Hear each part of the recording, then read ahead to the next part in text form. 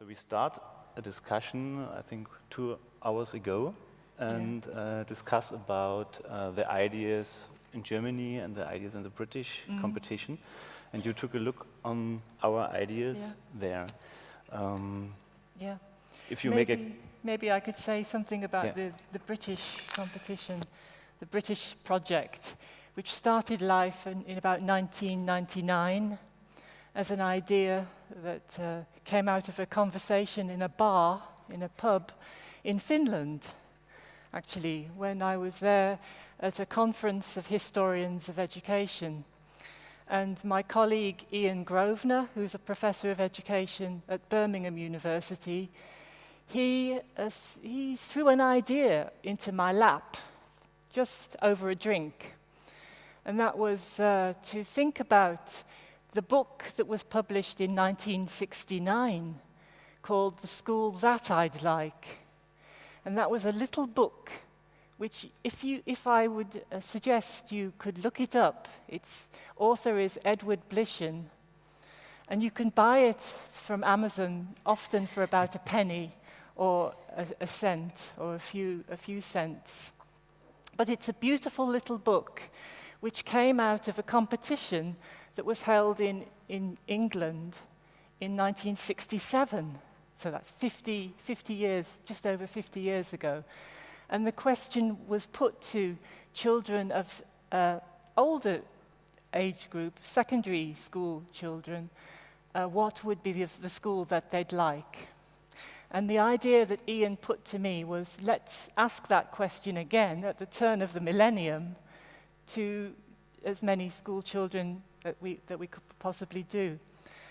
To compare what children said in 1967, published in this book in 1969, with what they would say in the year 2000. So it was always a historical project with a thought to looking at the passage of time and how children's ideas change or remain the same over time. And so I started to use the internet to try and connect with schools across the world, actually, to begin with, to ask them what would be the school that they'd like. And I got some really interesting results, some interesting data, if you like. But then one day I thought, hey, let's try and make this bigger.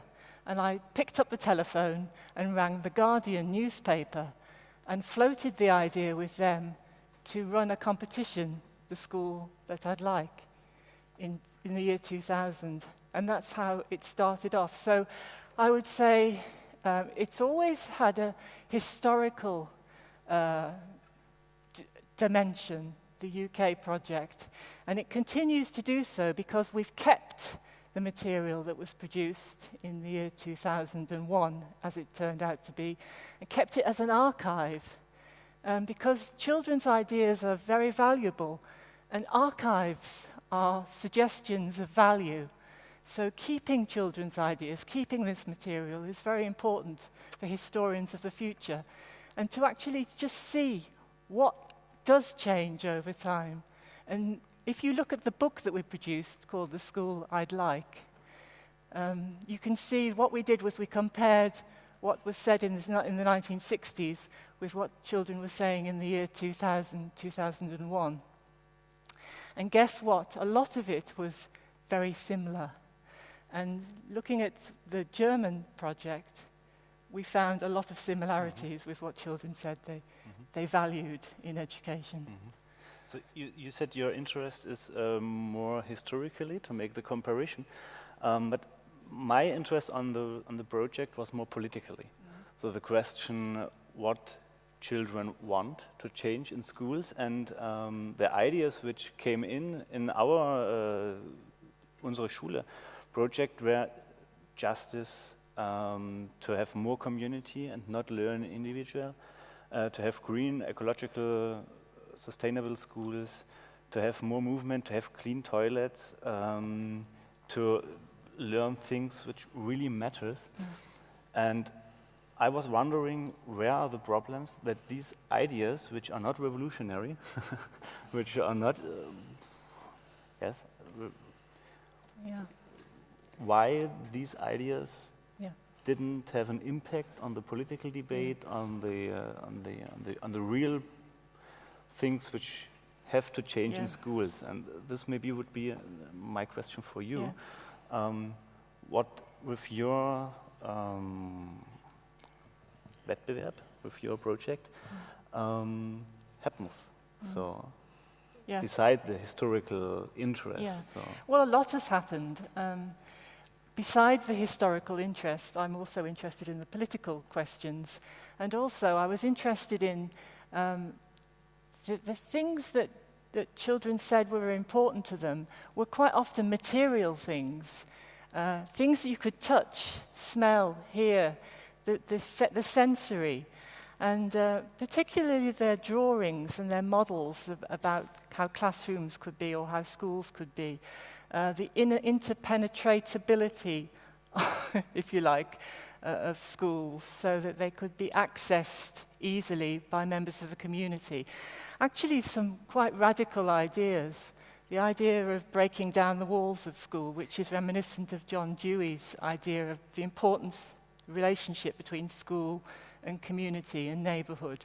So I was also interested in those political ideas. But when it comes to the question of what prevents change, what prevents movement, well, there is lots of change going on. I saw a wonderful school here in Berlin yesterday where architects have been working with children to redesign classrooms and really reshape them and remake them. But at the same time, I saw examples of what children had done to make really comfortable, pleasant, stimulating environments come under stress because teachers need space for storage. So I saw examples of where some of these spaces that children had carefully designed had been taken over by teachers under pressure to find space to store their materials. So those are some interesting tiny examples of how power relations are extremely important here. Final word, yeah, it's very fast. It is very fast. It was very fast. I've got one more thing to say though. Please do so. I think the other thing that matters is that when we think about education, when we think about schooling, we're always thinking about jobs and work for the future. How to prepare children for economic activity so that they can earn a living. I think this is one of the things that prevents us from imagining a different way of being. If education is about finding your talent and your gift and the beautiful thing that you can offer to society, whether it's scientific, artistic, caring, music, if it's about finding your talent, then education and schooling should be perhaps organized so that it doesn't lead to a job for the future, but how you can contribute to society in the future, and maybe needing some kind of economic basis where we have money given by the state to prevent us having to find work would change the way in which school was organized. That's a bit of a radical idea. Yeah, but maybe I have to add something. Maybe to this idea I have to add something, because for me the interesting thing in the ideas the students and the kids, and especially the youth, sent to us were especially the wish to be prepared for work, not the wish to have a different life or something. It was more the smaller children, but the older want to be prepared for life, for work life. And maybe it's because they don't see that there's any alternative than earning a living. But maybe we just discuss this. We are going to discuss the issue. We are going to discuss the issue of alternate future regimes, visions, right now with Keri Fehrmann. I would like to ask you to stay on stage and take a seat in our little living room, so that we are aware that we are going to go on in the conversation. And I would like to ask Keri Fehrmann. Well, Robert and Kathy gave us the perfect starting point. They have, haven't they? Can you hear me okay? Yep, okay. Yep. So Keri Fehrmann's book, Learning Futures, Education, Technology and Social Change, was a great inspiration to design the project. So there are books outside if you're interested, also John Dewey's. But the central point was that in this book you were putting a lot of critique on this monoculture of a unique future, a future that is driven by employability. And I would like to ask you, why is this so important to develop alternate future imaginations in school? Yes, I mean, so schools are dominated by the idea of a future knowledge economy. And the reality is there are radically different futures that may emerge. We aren't quite sure what they're going to be. But if we think about it, we have a combination of radical and disruptive environmental change that we are going to be living with. We have aging populations, which will change the makeup of society. We have technological change that might bring, well, will bring different forms of artificial intelligence, machine learning. And we've got radical uncertainty about whether our basic economic system is actually functioning or completely broken. So all of that gives us some very, very uncertain futures. And one of the challenges that we have in our schools and our universities is to think about that not just with fear, not just to be afraid. Because quite often when we think about those things, we tend to think, what am I going to do, and run away. And so the critical thing, I think, is to look at some of those possibilities and begin to imagine different worlds that may emerge and figure out how we can live well within them. What different worlds, what alternate futures have you seen in the projects that we were visiting today in the test run? Yeah, so there's some very interesting, the work around sustainability is fascinating. Some of the thinking about the virtual worlds, I was really interested that one of the projects, when asking the young people the futures they could imagine, on one hand we had a sustainability narrative, and on the other we had the digital narrative. And I think that question of how we're going to negotiate the virtual and the physical, and whether they're going to be connected together, is an absolutely critical one. And one of my favorite projects today was one where they were really trying to grapple with how the digital and the physical connect to each other. My personal feeling is we won't get out of the messes that we're in by running away either from our bodies and from the planet, or from the tools that we're inventing. The question will be how they can be thought about with each other. So almost 7 years have passed since you published Learning Futures. Oh God. Yeah, I have. Yeah, I'm feeling quite old now. No, well, we have to face it, Keri. I know. Yeah, time passes. I wanted to ask you how your idea about the role of schools and future has changed since then. What? Well, some of the stuff I'll say that stays the same is the things that you were talking about in terms of the relationship between school and society. So the reality is schools can't fix this on their own, and society desperately needs schooling. So the interconnection of school and society still matters. I suppose some of the things that I would say we need to do more of that I didn't talk about enough is the question of how we live with uncertainty, how we live with radically not knowing what's going to happen next, and also how we live with complexity, so that when we try to do something, unintended consequences happen. And thinking about the ethical responsibility that we have in that situation is very difficult. And what excited me today was to see the prototyping and the way of training and supporting young people to try things out, to take risks, to deal with failure and to learn from it. Because the reality is there are no grown-ups in any of this. Nobody knows how to fix all of this. Nobody's going to come and tell us the answer.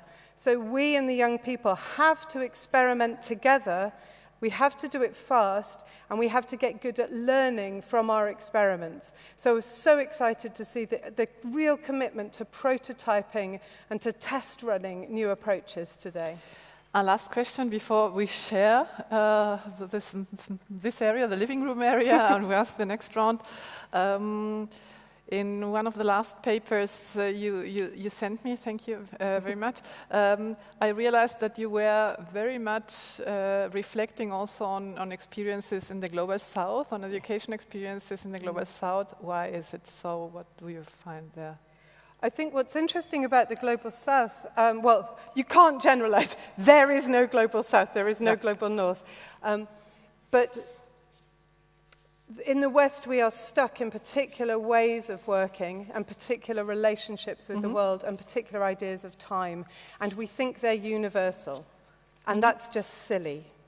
So we need to remember that there are different ways, some of them in our own communities as well, of thinking about time and of knowledge and also of questions of hope. And one of the things that I think those of us in colonial countries are having to deal with as well is the end of empire. Many countries have had to deal with colonial disruption, with rupture, with radical uncertainty for many, many years. And they've learned how to maintain hope, even while dealing with huge levels of oppression and of problems. And so I think you can actually learn. We cannot take their ideas and apply them here. That's another form of exploitation. But what we can do is respect the fact that there are different ways of dealing with hope in times of radical uncertainty and then work out what our own will be. This is the point where I would like a conference to start and not a project to end, because at this point I would very much like to go on discussing with Maria do Mar Castro Varela, who I hope is still in the room, and with all the young scholars of the Kritischer Bildungslab who have been also watching very carefully what we were doing. But, well, time is, the time is limited. So we go over there, and I want to ask over here, Luis Armando Gandin, who is a professor for sociology of education at the Universidade Federal do Rio Grande do Sul in Brazil, and Robert Behrendt, whom you have seen on stage, and they're going to discuss how to democratize schools, please. Hello. Hi, Luis. Hello. You're here again. Yes. Yeah, we had already a little talking and the coffee. Yes. Together. I had the coffee, you were talking. Yeah. Yep. You got the better part. Depends. We will see. There were already some subjects touched we already discussed. Yes. But still, I remember that you have a really interesting idea about democracy, like two different kinds of democracy you try to focus on when it's about education and democracy. Can you explain this a bit? Sure.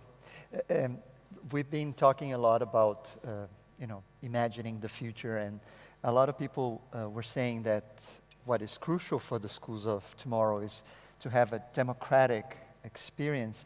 And democracy is one of those words that can mean anything. It's like an empty signifier, because people put different context of what democracy can mean. And I've been trying to think of democracy as having at least two substances. One that is very thin in the terms of, you go and you vote, and you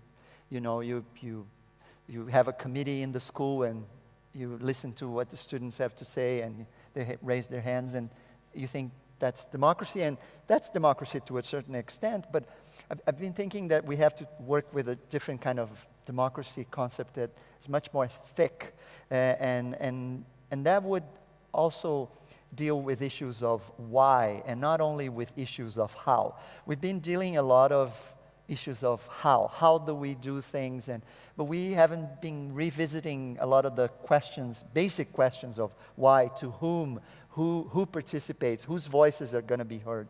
So I think that's very important when we think of democracy.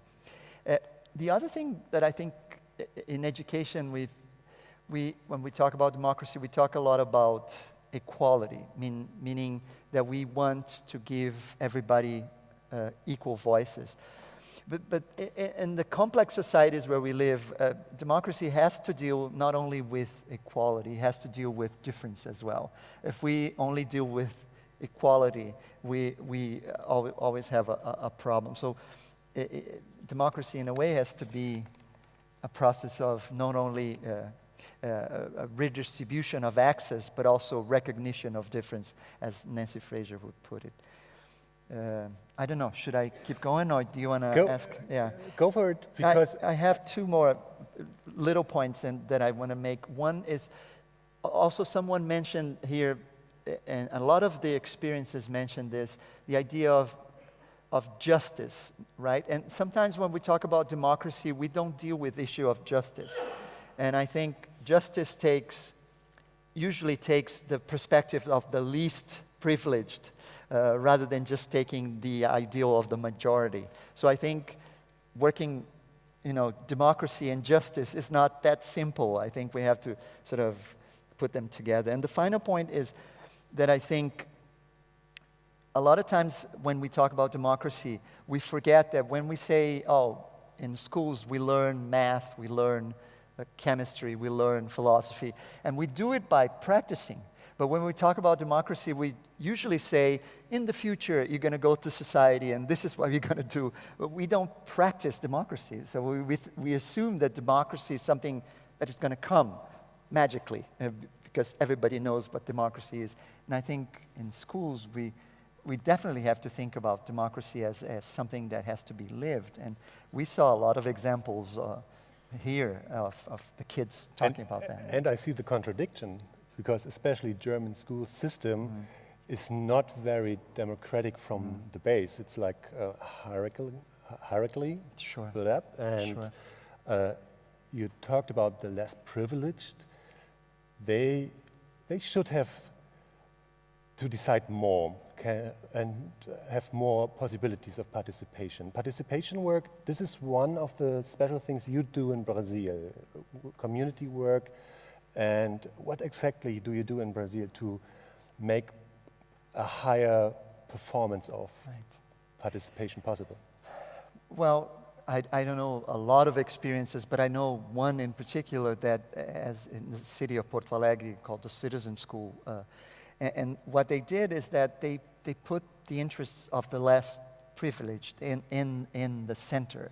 And that means that, participation is also one of those concepts, right? Participation can mean, let's all participate. I want to buy a car, you all chip in, give me the money, and now have the car. You're participating in me buying the car. That's very, that's a concept of participation. So we need to discuss what participation really means. And participation is also one of those concepts that it's very complicated, because you assume, let's just put everybody together and let's participate. But when kids don't have the language skills, or when when parents come with different kinds of knowledge. For example, we were looking at this project where the kids were talking about how you grow vegetables and stuff. It's very easy to forget that in a rural situation, the parents have the knowledge, right?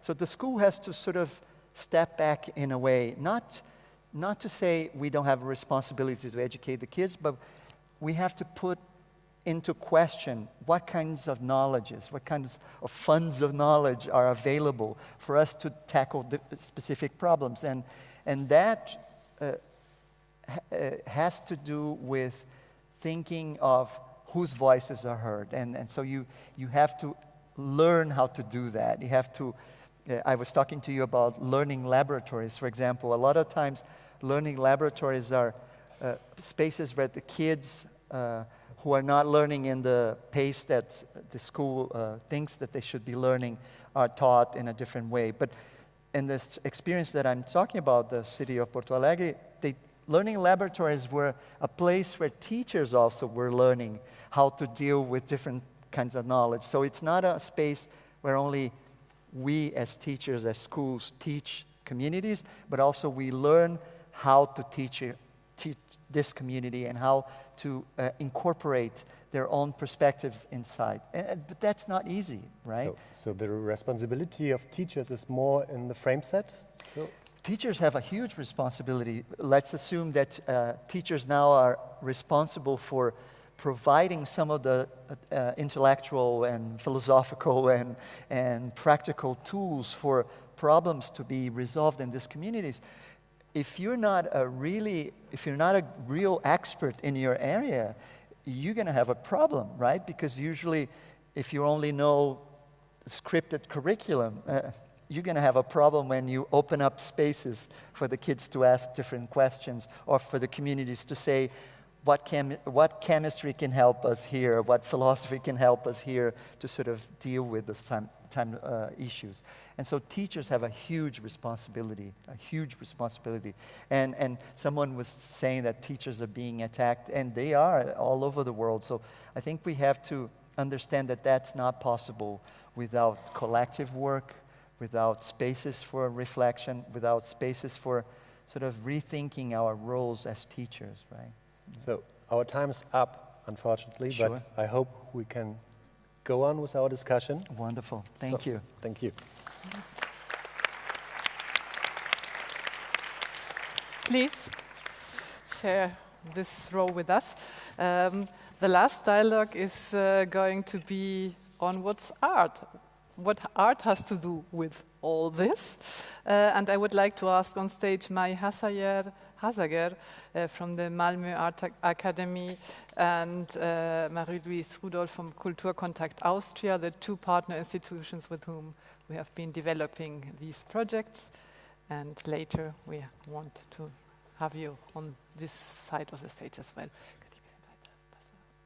This is the German version. Ja, also wenn es okay ist, würde ich gerne auf Deutsch sprechen. Da kann ich mich etwas differenzierter ausdrücken. Oh, put this on. So perhaps I think it's good to be sort of ending note to say what has art to do with this. Most of the projects that we've seen today has been in cooperation with artists, designers, musicians, technicians, and I'm also thinking about it becomes this extra curriculum activities, and in this format also it has the potential to be something else if we dare to think about sort of long-term strategies in terms of implementing art.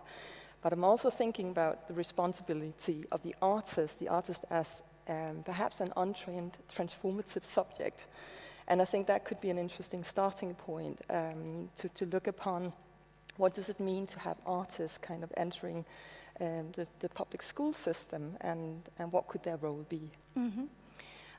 Wir haben uns ja im Vorfeld schon kurz unterhalten über die Rolle der Künstler und auch, weil es in den unterschiedlichen europäischen Ländern auch verschiedene Ansätze gibt, brauchen Künstler, die an Schulen arbeiten, in Workshops oder Projekten, brauchen die eine gewisse pädagogische Ausbildung, oder kann man die einfach so zu den Schülern quasi unvermittelt lassen oder auch oft gemeinsam mit einem Vermittler?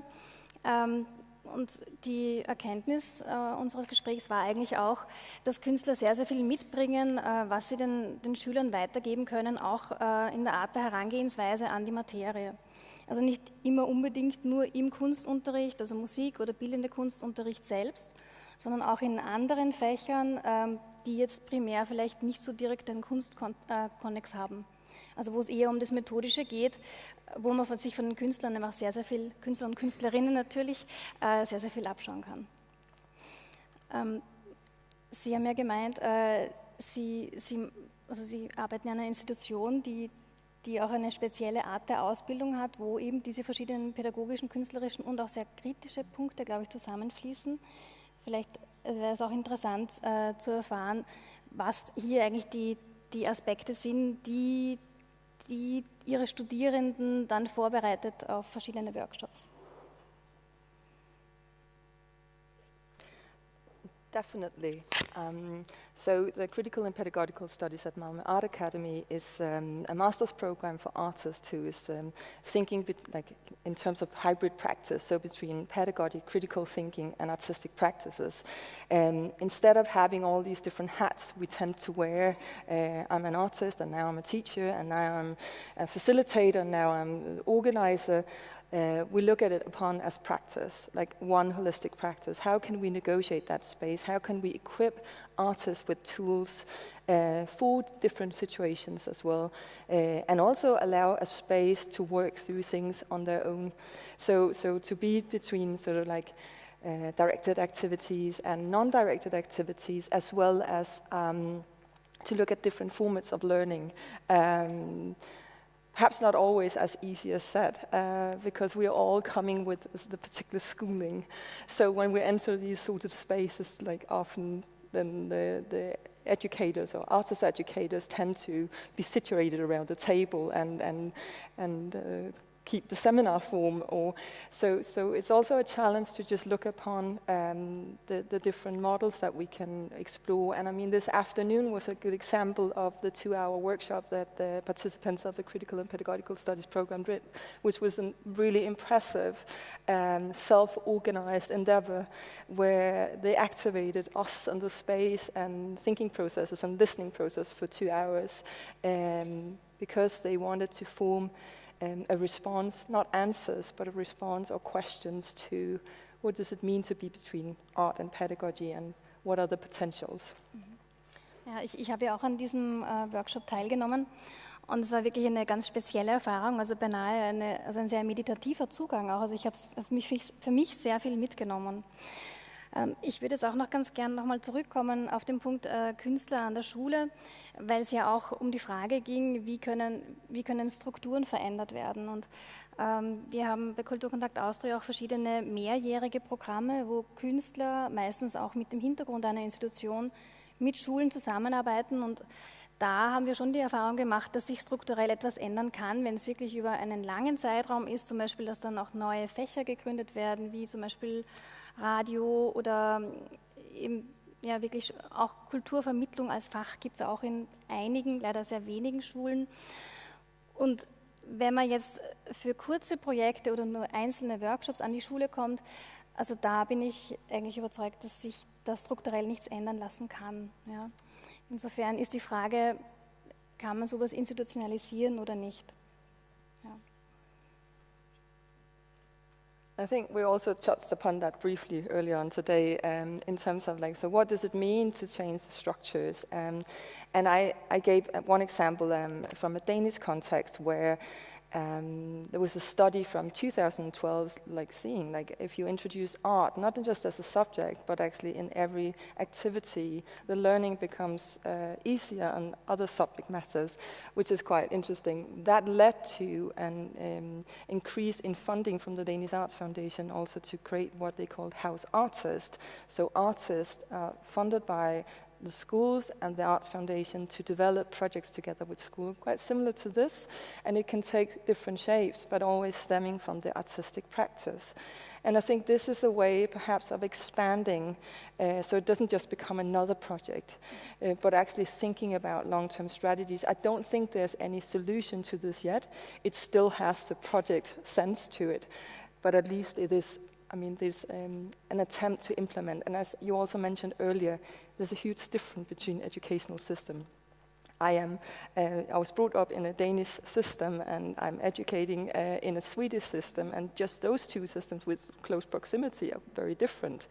And then we're talking about the German context. And I think it's just been quite interesting to see some of the struggles and some of the issues that students have brought up during the projects today, but also sensing some of the resistances. And so how are we breaking these sort of notions around schooling with the experimental school having hours and classrooms and non-classrooms, but still it's sort of aligning to certain structures. And I think that is quite interesting to think through, and it opens a space to think through, to be introduced to all these different kinds of projects. Yes, perhaps you want to talk a little bit about the projects that you have been involved in relation to. Mhm. to this, the schools of tomorrow? Ja, Kulturkontakt Austria hat mehrere Projekte eingeladen oder beziehungsweise eigentlich Künstlerinnen und Kulturvermittlerinnen, sich Konzepte zu überlegen zu der Fragestellung, und wir hatten auch einige Schwerpunkte, eben Digitalisierung, also die eigentlich natürlich hier mit der ganzen Konferenz, mit der Auftaktkonferenz auch im Zusammenhang standen, Digitalisierung, Mehrsprachigkeit und auch Räumlichkeit. Ja. Und dabei war es uns auch wichtig, dass wir eben so wie die Projekte grundsätzlich von Kulturkontakt Austria sind, dass da einfach Künstler und Künstlerinnen wirklich da mit eingebunden sind und nicht, dass die Schule sozusagen jetzt selbstständig arbeitet, ohne die Begleitung, die künstlerische. Und ich weiß nicht, ob ich jetzt wirklich auf die einzelnen Projekte näher eingehen soll, weil wir die vorher schon alle kennengelernt haben.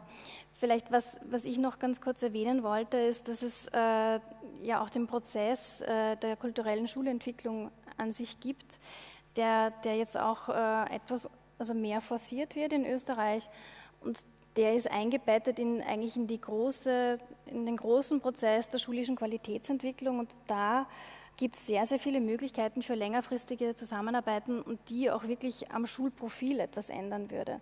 Und da steht es natürlich außer Frage, dass hier Künstlerinnen, Vermittlerinnen und auch Institutionen eine maßgebliche Rolle spielen, und oft auch nämlich die direkt in direkten Umgebung sind der Schule. Also jetzt auch ganz räumlich, die man oft auch gar nicht so wahrnimmt. Man geht täglich an diesem kleinen Theater vorbei, und eigentlich könnte mit dem ja eigentlich eine Kooperation eingehen. Also oft muss man gar nicht so weit schauen, um einen geeigneten Partner oder eine Partnerin zu finden. Genau. Ich glaube, wir müssen dann auch. Ja. Time up now. Ja. Ja. Please join us on this side. This is the opportunity to open to the public. In case you would like to ask, to reflect on what has been going on. If not, I would like to make a last question to you all. Only a year has passed since we started, but the world has changed a lot in this year, and we are all facing new challenges in the political situation. What are your, something, it's really hard. We are talking about this on dinner all time, but I know it's not easy, but what's your stance on how would you deal with the current political developments if you were a school teacher or a parent and you have to relate to that? I'm not neither nor, so I'm dealing with the situation from an institutional perspective. But let's just for a moment make this question and try to have an answer. Yeah. I think the important thing is to realize we can't ignore it, and that students are living in a world that probably seems increasingly frightening, or where they're being encouraged to be increasingly frightened of other people. And the school remains one of the last public spaces where we can have conversations across difference.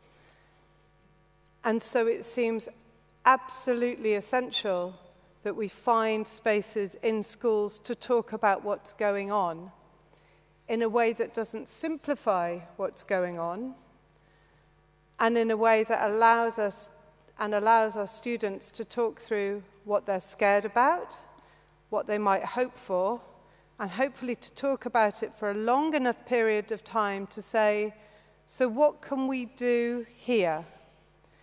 I think one of the big problems when you have so much going on in so many places, Naomi Klein described it as the shock doctrine, which is you make so many things happen in so many places that you don't know where to act. And the reality is you act where you stand. And teachers stand in an amazing place. They stand in a public school space where they can facilitate conversations across difference. And I think the thing to know is if you act there, there will be other people acting in other places. We will not be entirely on our own. Other people are coming, other people are working, other people are acting. And we mustn't let the enormity of the changes, because to be honest, the politics is just the tip of the iceberg. There are a whole other set of things that are going to cause significant disruption. We can only act where we stand and remember the powers that we have. And I think we do have them. But we mustn't pretend it's just happening out there and it's too big and we can't deal with it. The school is one of the last places that we have, the last public spaces to have these conversations. And I think how schools can act as a public space and then generate more public spaces is really what we urgently need right now.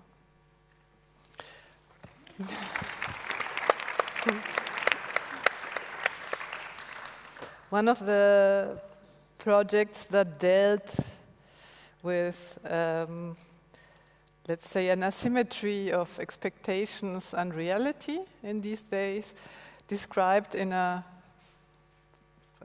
conversation we had in the margins, that at the end the project became anger management. What has started as a democratization process became anger management. Is this something that has shown up in your projects on democratization? How to deal with anger and scare today? It happened today, yeah. They were really, they did the class by their own, and I was there to be there if they needed me. And then there was obviously the cry for help, because she said, it's so intense. And I was, okay, there's a good experience about what is teaching like sometimes. It's intense. And sometimes you go with the group, you try to go with the group, because if you don't, it's much more intense, because you have to work against the group. So at this moment I took over, and they liked it, that I helped, but I saw that they were disappointed because they couldn't manage it. And I think this was kind of an educational process too, to see what's like to be a teacher as well. So in the end, we came out with some posts on Instagram, and I encouraged them to post about their anger as well, so because it's part of this process. And they were fine in the end, so. But yeah, it's part of the project. In the case of the citizen school, a lot of time some time has passed, and there have been setbacks for progressive education in Latin America. So have you done research on how these deception moments impact in school life? This is exactly what I'm doing right now, and going back to the question of, what do we do when things don't go according to the plan? I think that's exactly what you do. You go back and you revisit, and you look for the examples where democracy was lived in this particular experiences, and you make these experiences more visible, because visibility is all about hope as well, right? We were talking about hope before, and we live in a society, in a world actually, that doesn't create many spaces for hope, and this is very dramatic. I think if we are not reproducing the spaces where hope exists and where people are finding solutions, like you just said, like you're frustrated and you put your frustration to work and you use the public spaces that the school provide. And so a lot of teachers are doing this particular thing in the city of Porto Alegre, rather than just saying, everything was fine when we had a government that supported us, and now we can't do anything anymore. You do exactly the opposite. You say, because we built something, we are going to keep building on top of that. You don't hope is very powerful, but hope cannot be this sort of romantic thing, right? Hope has to have hope has to know the obstacles. Hope has to work within the obstacles, and hope has to understand the limitations. And understanding the limitations is the first part of acting, right? And acting back and creating alternatives and documenting alternatives. And I think this is really important. I think this is probably the most important political project of our times, to document where hope is thriving. If we connect to the discussion on what art in school can contribute to these issues, what would be your stance? Is it dealing with uncertainty? Is it helping to some kind of anger management on problematic ideas? So, what? I think it would be a stretch to say dealing with uncertainty, but I would say that art could contribute to open a space for alternative discussions, and alternative not in this sort of lightweight, but actually working your way through, because the material experience or sort of the methodologies that is used through art, I think that is extremely crucial when we're thinking about change is perhaps a big word, but like changing structures or at least like rupturing the structures that is existing, because it is offering a different way of thinking, different way of seeing, different way of being, and it can be complex, and it can be frustrating, and it can be all these things, but I think that it lays open a space of potentiality. Mm-hmm. Yesterday, you were the most optimistic of us. Was I? Yeah. Was it due to the nice sunset, or is it a historic perspective on? I should say I said that I didn't think Brexit would happen. They all laughed. You all laughed, but just wait. Nothing to worry about. No, I was optimistic. But we live in a real world, and the question is, how should education be organized to face that world, to work with children who are very, very vulnerable, whether they're 4 years old, 14 years old, 18 years old, the vulnerability of children. You talked about fear and so on. There's a lot of awareness of mental health issues, and a sense that children are struggling, young people are struggling at school, and later as they move on to higher education. There's a lot of concern about mental well-being. And so I think this is connected to the world that we're living in.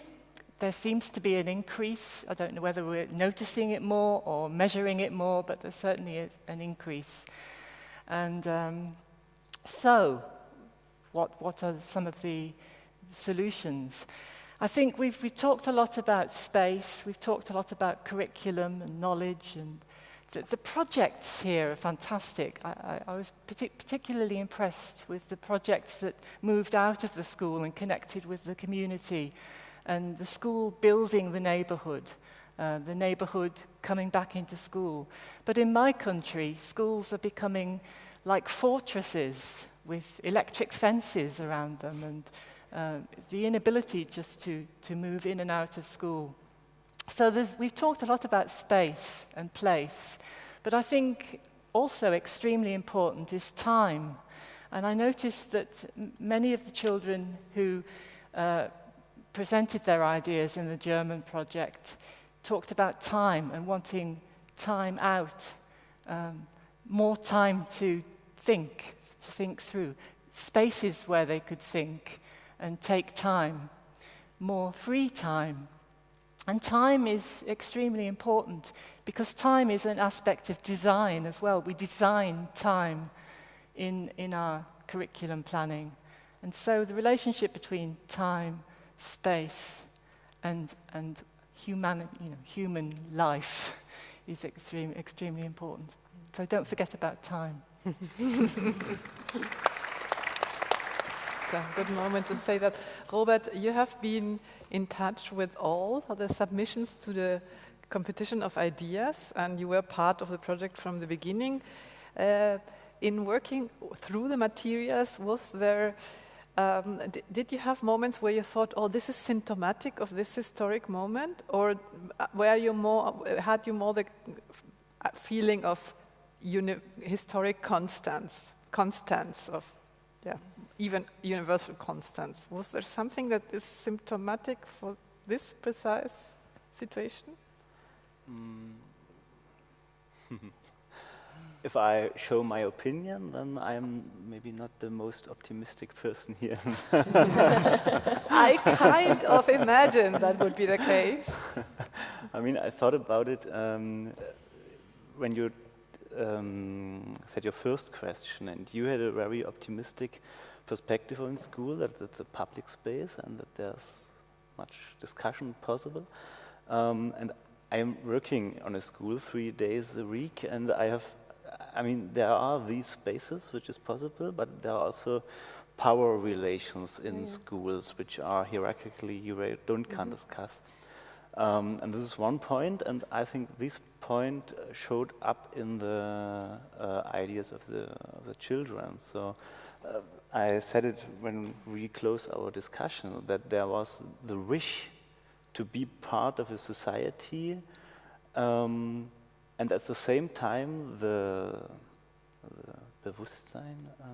The Bewusstsein. The consciousness. The consciousness that this society doesn't work. Mm-hmm. So for me, this contradiction was obvious in many of the ideas. Mm-hmm. So we want not have too much stress. We want to have more free time. We want to have spaces in which we can move, and we want to have spaces in which we can sleep. And on the other side, we want these to be more powerful, to fulfill the needs of school. And this for me was really interesting, to see this wish to be part of the school, the wish to fulfill the Anforderungen, the demands of school and of labor market, and the wishes which they produce were for me a kind of heterotopy, to go there, to relax, and then come back in society. And for me, the question was our question, the real question, so our school, or have you to think about the school in generally? I mean, Illich wrote 40 years ago about deschooling society. Maybe the question of how we want to learn is a better question than the question about how we can redesign school. Yeah. Mm-hmm. That seems a good final remark, isn't it? How do we want to learn? How do we want to deschool society? Can I take one last thing? But you have to find a final word. I don't think it's a question of either or. Yeah. Okay. We shouldn't have to choose in between having a democratic experience in schools and having a very effective and deep curriculum that deals with the issues of our times. I think we have to combine those two things. Otherwise, school experience will be, not very fulfilling. And we have a responsibility to reimagine what are the role of our fields, each of us, in building new tools for dealing with the kinds of problems that we are. And we have to do it in a democratic way. So we don't have to choose in between those two things, I think. We can do it together, I'm pretty sure. And the institutions that we have are the institutions that we have. They remain too powerful to walk away from. And what I see all around the world are choices by certain groups to be able to walk away and others who can't. Mm-hmm. And so one of the real challenges with much of the deschooling work, which I hugely value and appreciate, is what's the new form of institution. Yeah. So when I talk about thinking about schools as public spaces, I'm very aware that they're not very, but they have the potential. And I think that's the critical thing at the moment, what Louise was talking about. Where are the spaces for hope? Where are the spaces for possibility? And one of the things that we have with schools is deep down, we know that they should be places of possibility. There's a kind of, whoever you talk to, there's a sense that that should be there. And I think you can use that to crack it open. So absolutely, it's the way we're going to address the challenges of the next few years. Frankly, we should not be asking children to address the issues of sustainability. That's our problem now. We need to reduce carbon by 70% in the next 8 years to meet the Paris climate agreements.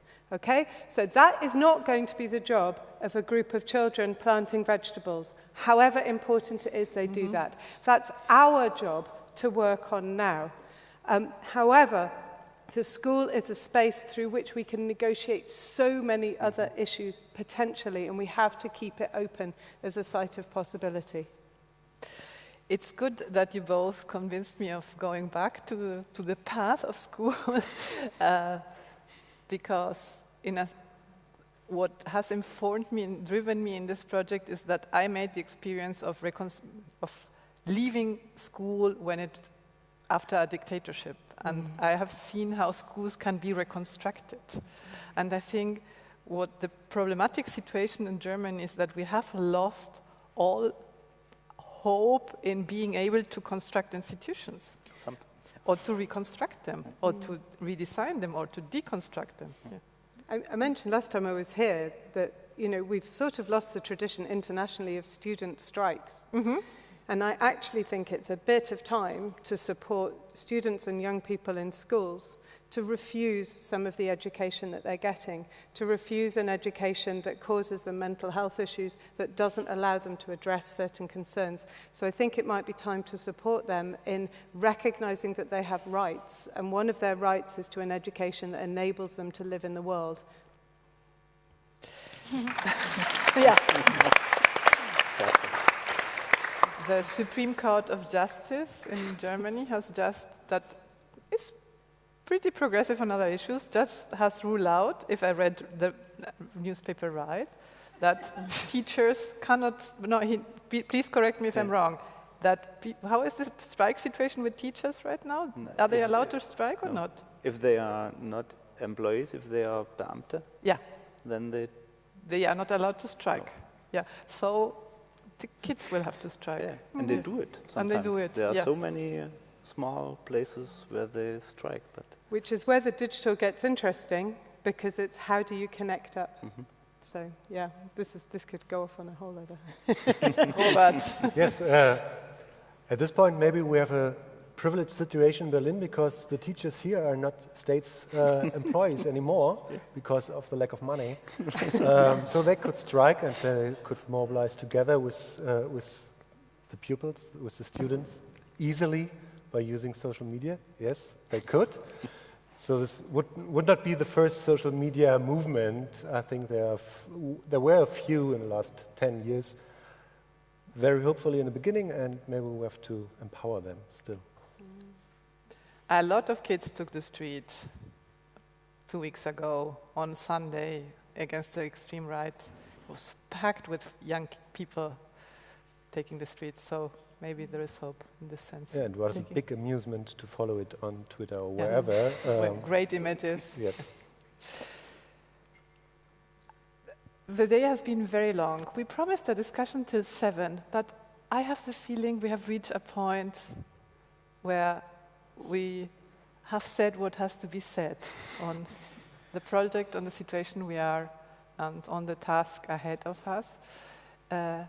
I hope you share this impression. We would very much like to have you tomorrow when we present the competition for ideas, and the president will address the kids that have submitted their projects. So that is going to be quite an important institutional moment. Last year we visited the president with some of the kids, and this had consequences on other projects the presidency is doing. You know, the presidency here in Germany has to live the continuity of state, so it's a very German-specific situation, but, well, it's the institutions that we have, and let's make the best out of it. I hope this is a good ending.